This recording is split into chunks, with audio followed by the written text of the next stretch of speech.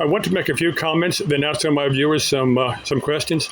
Now, I've stated a few times that we all go out of body, during deep sleep, astral projection, or soul travel, or whatever you want to call it. While we're out of body, we don't consciously remember it, or if we remember it, sometimes it's as a dream.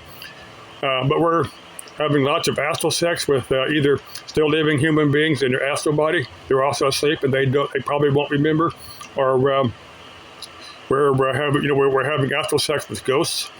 I've already talked about an ex-girlfriend that I'm sure that I was having astral sex for her for a short period of time, and I think she's moved on.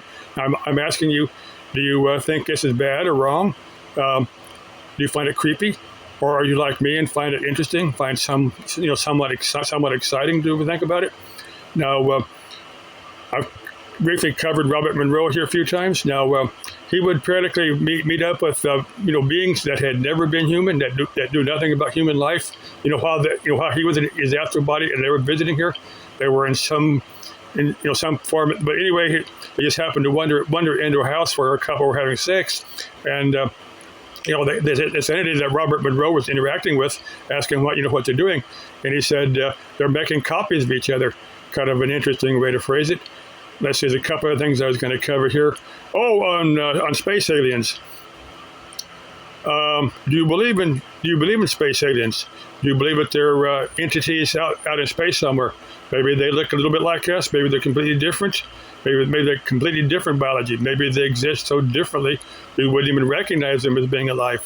They had a couple of episodes of Star Trek that were like that. These beings that initially they didn't know that they were living until they started messing up their equipment.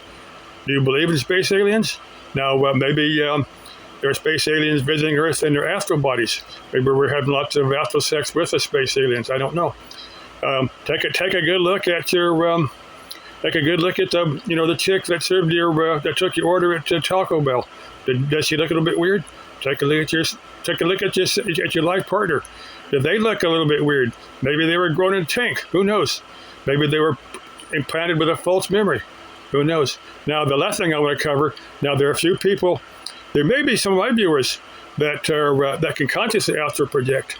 When you go out of body, you choose to have actual astral sex with your life partner, or do you prefer other partners? I'm just curious. Because in the astral realm, you're not confined to the laws and moralities that we have here in the physical Earth reality. It's kind of a little bit different set of laws out there. That's the way I see it. And if you're married to somebody, it doesn't make any difference on the astral plane. You can have astral sex with anybody. Of the opposite sex, I would be interested in a female. I wouldn't be interested in anything else. Maybe a space alien. If they have male and female genders, I got no idea. I have no idea how they're set up.